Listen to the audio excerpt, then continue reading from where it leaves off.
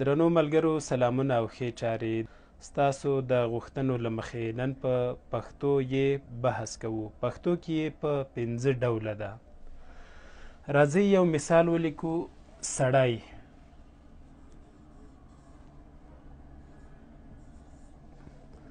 دا هم سړی دی او دا هم سړی دی. سړی سړی سړی یعنې دې کې یې چې دا ټکی نه لري، او که چیرې یې ته 2 ټکي څنګ په څنګ ورکړو څه ترې جوړ شو؟ سړي ترې جوړ شو. خو د څنګ په څنګ ټکو په ځای که لاندې باندې ټکي ورکړو بیا څه شی ترې جوړ شو؟ سړی.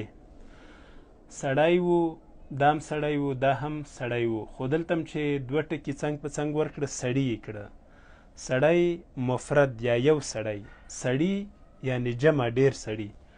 سړی بیا د یخو په معنا دی. ګورئ کله چې یې ټکي نه لرل سړی و، اړې څه شي لاره؟ زور لاره. خو کله چې یې ټکي ولرل سړي شو، اړې چې مخکې زور لاره اوس څه لري؟ زیر لري، څرګند زیر. او سړی چې شوې اړې زیر لري خو اوږد زیر. نو په همدې اساس راځو د یګانو په 5 ډولونو بحث کوو. اول نرمې یې ته راځو. نرمه یې یا بیټکو یې کومه کلمه کې چې دا یې راغلی وي ټکي ونه لري هغې ته نرمه یې وایي. لکه سړی، منګی،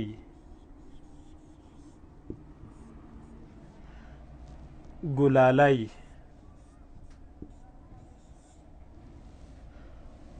ګوره سړی، منګی، ګلالی په دې ټولو کې بیټکو یې راغلی ده.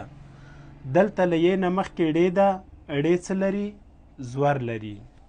منګی دی، یې د له یې نه مخکې ګاپ دی، ګاپ هم څه شی لري؟ زور لري. ګلالی دی، له یې نه مخکې لام د لام هم زور لري. نو نرمه یې یا بیټکو یې په هغو کلمو کې راځي چې د مخه توری زور ولري. اوس راځو څرګندې ته یا هغه یې چې څنګ په څنګ ټکي ولري.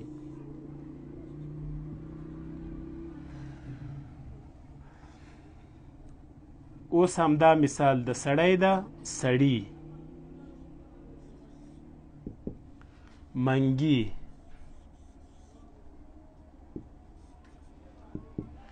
ګلالي،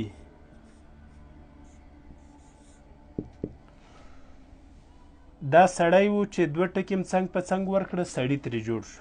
منګی و چې 2 ټکي څنګ په څنګ ورکړو منګي ترې جوړ شو. ګلالی و چې 2 ټکي څنګ په څنګ ورکړه څه ترې جوړ شو؟ ګلالي. په توپیر خو پوه شوي. سړی کې ړې زور لري خو سړي کې ړې زیر لري. منګی کې ګاپ زور لري خو منګي کې ګاپ زیر لري. ګلالی ده، لام زور لري خو ګلالي کې لام زیر لري.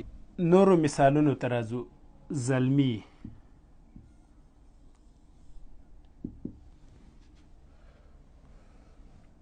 پلی، پردي،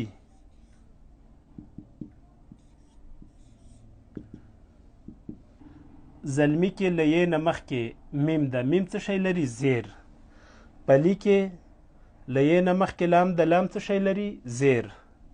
او پردي کې له یې نه مخکې دال د دال څه لري؟ زیر لري. اوس که غواړو چې له زلمي نه زلمی جوړ کړو څه به کوو؟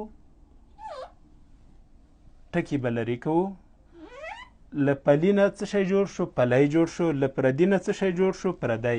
یعنې که ټکي ور نه کړو زلمي و څه شی جوړ شو؟ زلمی ترې جوړ شو. پلی و څه شی ترې جوړ شو؟ پلی. پردي و څه شی ترې جوړ شو؟ پردی. په پردي کې دال زیر لره خو پردی کې دال زور لري. په پلی کې لام زیر لره خو پلی کې لام څه لري؟ زور لري. په زلمي کې میم زیر لرو خو زلمی کې میم زور لري. نو که کله نه پوهېدی چې دا یې نرمه ده که څرګنده یا یې ټکي لري که بې ټکو ده، نو له یې نه مخکې توري ته پام وکړئ. مثلا زه لیکمه زلمی راغلی، زلمی راغلی. اوس زه نه پوهېږم چې دلته زلمي ته زلمی راغلی دا یې ټکي غواړي او که یې نه غواړي. نو له یې نه مخکې میم ته سوچ کومه چې دلته زلمی ده که زلمي ده. نو دلته میم چې د زور لري، نو زور چې لري یې پسې راله هغه به ټکي نه لري. نو زه ډاډه کېږم چې زلمی ما سم لیکلی. راغلی، راغلی کې نه پوهېږم چې یې ټکي غواړي او که نه، خو چې خپل ژبې ته سوچ وکم چې راغلی له یې نه مخکې لام د لام زور لري، نو ټکي نه ورکومه. خو که همدغه مثال ته راشو وایم چې زلمي راغلي، لس زلمي راغلي، نو زلمي راغلي اوس نه پوهېږم چې یې ته ټکي ورکم او که یې ورنکم.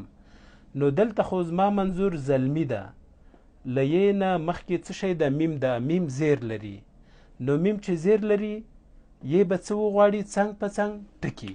لس زلمي. اوس راغلي وایم راغلي ته ټکي ورکول کېږي که نه؟ له یې نه مخکې لام ده او لام ته سوچ کوم چې زور لري او که زیر. اوس دلته څه شی لري؟ زیر لري، نو یې ته ټکي ورکوم. زلمي راغلي. ګورئ څومره ساده توپیر شو د نرمې او د څرګندې. که نرمه یې وه تا جمله جوړه کړه چې سړی، ته وایې چې اوس دې ته ټکي ورکم که نه؟ نو له یې نه مخکې اړې ته سوچ وکړه چې دا زور لري که زیر. سړی ده زور لري، نو ټکي نه ورکوو. خو سړي دي، ته وایې چې دای ته ټکي ورکول کېږي او که نه؟ نو له یې نه مخکې اړې ته سوچ وکړه. اړې څه لري؟ زیر لري، نو ټکي ورکول کېږي. دا د نرمې او څرګندې بحث شو. اوس راځو اوږدې ته. اوږده یې هغه یې چې لاندې باندې ټکي لري. د دې یې نه مخکې کوم توری چې راځي هغه اوږد زیر لري.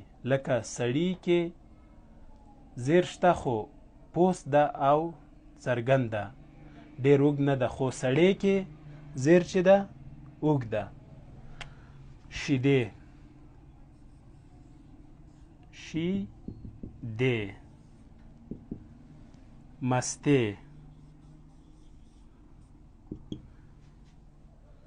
ګیلې.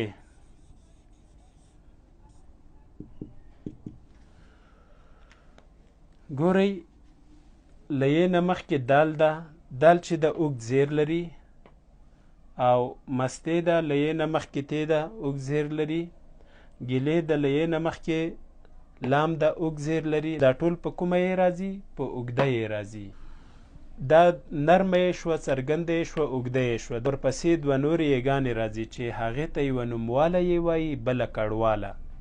د دواړو تلفظ یو شان دی.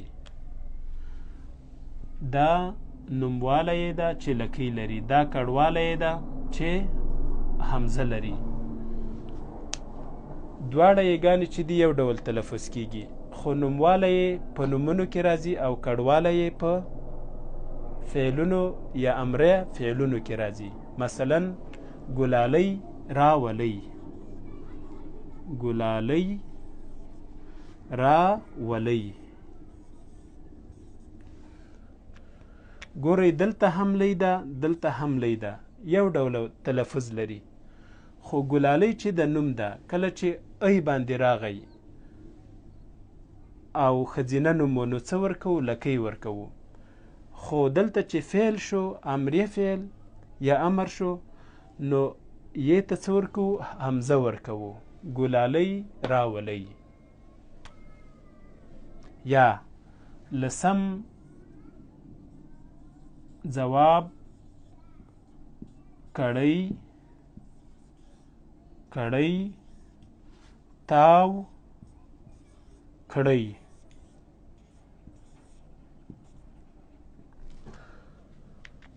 لسم ځواب کړی تاو کړی. دا مړی شوه او دا مړی شوه. خو دلته کړی چې ده نوم ده، ځکه څه ورکوو؟ لکۍ ورکوو یې ته.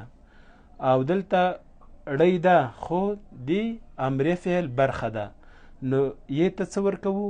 حمزه ورکوو. لسم ځواب کړی تاو کړی. یا ډوډۍ ډوډۍ وخورئ.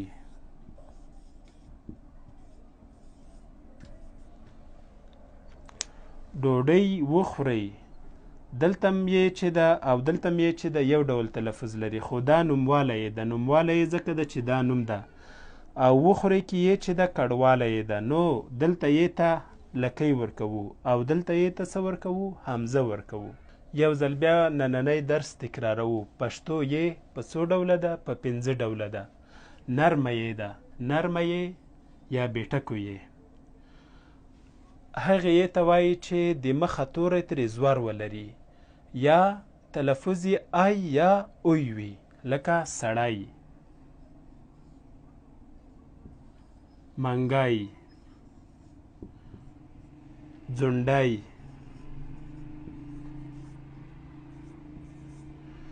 دوه شیان که یاد کړئ ستاسو دا یې زده کیږي. یو دا چې آواز د یې چې ده ای ده، لکه سړی، سړی کې یې آواز چې ده ای ده. منګی کې د یې آواز چې ده ای ده. ځونډی کې د یې آواز چې ده ای ده. یا دا زده کړئ چې د دغې یې نه مخکې توری زور لري. سړی کې ړې زور لري، منګی کې ګاب زور لري، ځونډی کې ډال زور لري. خو هغه نومونه چې پای کې یې راځي خو غږ یې اوی وي، هغه هم په دې یې جمع کیږي، لکه لوی، زوی، څارندوی.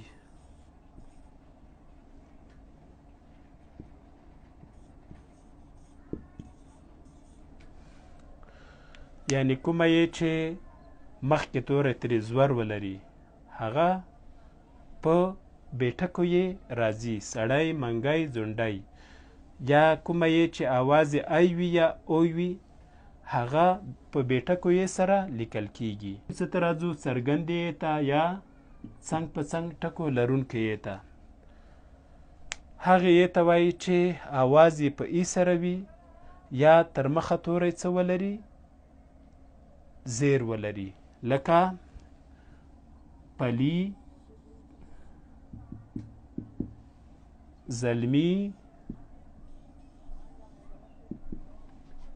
خادي.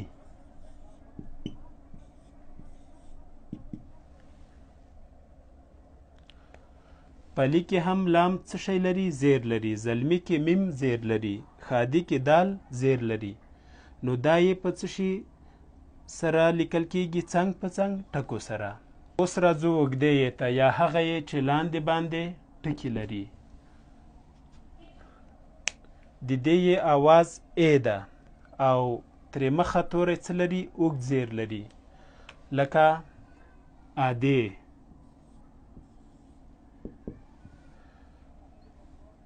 وزې،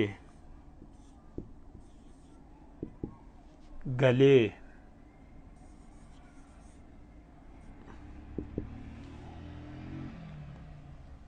ادې کې دل اوږد زیر لري، وزې کې زې اوږد زیر لري، ګلې کې لام اوږد زیر لري. نو هغه یې چې د مخه توری یې اوږد زیر ولري هغه په لاندې باندې ټکو باندې راځي. ورپسې نوموالی یې ده او تلفظ یې چې ده ای ده، لکه ګلالۍ، ګلالۍ، ملالۍ، ډوډۍ.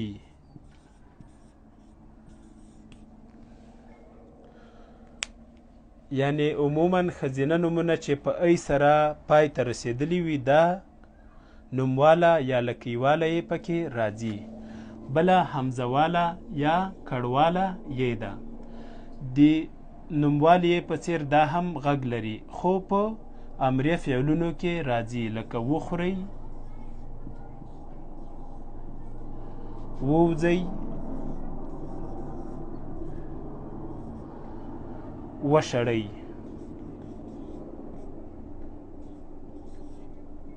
په وشړئ ووځئ وخورئ کې د ډوډۍ ملالۍ ګلالۍ په څیر یو ډول تلفظ کیږي، خو دا چې نومونه دي لکۍ ورکول کیږي او دا چې فعلونه دي د پاسه ورباندې حمزه راځي. یا مثلا یو بل توپیر ملالۍ راولۍ، دلته ملی ده او دلته هم لی ده. دلته لی چې ده د نوم برخه ده او دلته لی چې ده د فعل برخه ده. نو ملالۍ کې چې لی د نوم برخه ده یې ته یې لکۍ ورکوو او لی دلته چې د فعل برخه ده نو یې ته څه ورکوو؟ حمزه ورکوو. خدای وکړي چې دا درس مو په درد وخوري او راتلونکي کې به د واو په ډولونو هم بحث کوو.